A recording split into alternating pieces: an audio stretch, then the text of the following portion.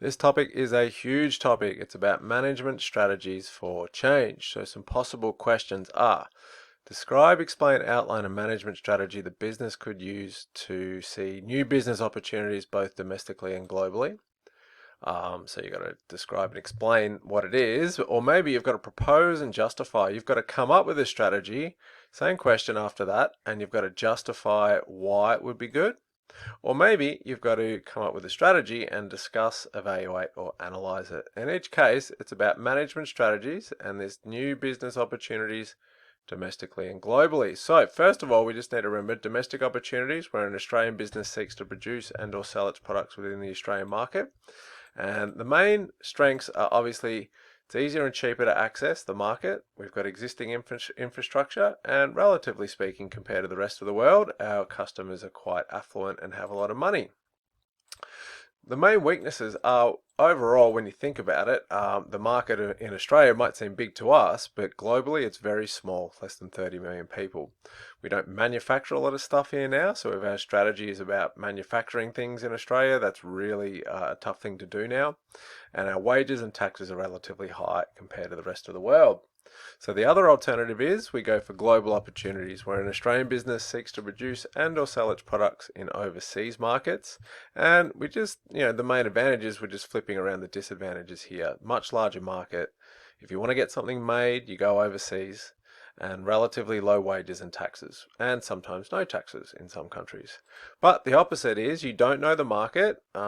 Customers, if you're selling it overseas, aren't as affluent as in Australia in some countries, but also it's really complicated to set up operations in a new country, and you have to set up all that new infrastructure.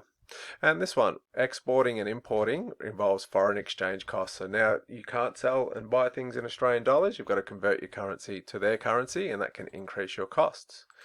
And basically, just to refresh from actually an earlier topic, there's two approaches to change: reactive, where we respond after things have caused problems to our performance, or proactive, where we try, respond before things have become a problem. And all this means is, so with reactive, we just go, how did we go last year? We look at our KPIs, and then this topic here is this bit in the middle. We've got to come up with some change strategies.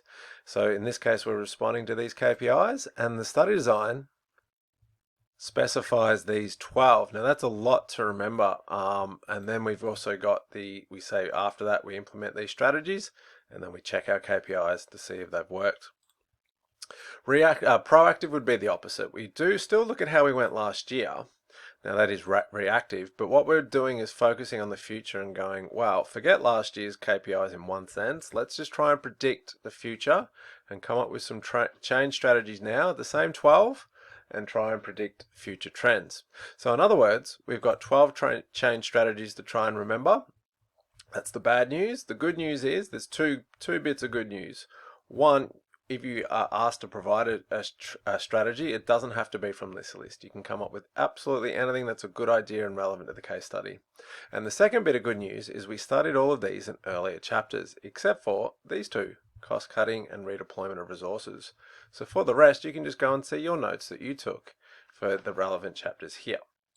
So just to go through the two new ones, cost cutting, and again, to be honest, we've probably already covered this when we did some earlier strategies with operations. It's where we use cost cutting like redundancies, outsourcing, automation, just-in-time or lean production to increase the efficiency, reduce our costs, and reduce the product we can either sell the product for or keep the price the same and make a higher profit.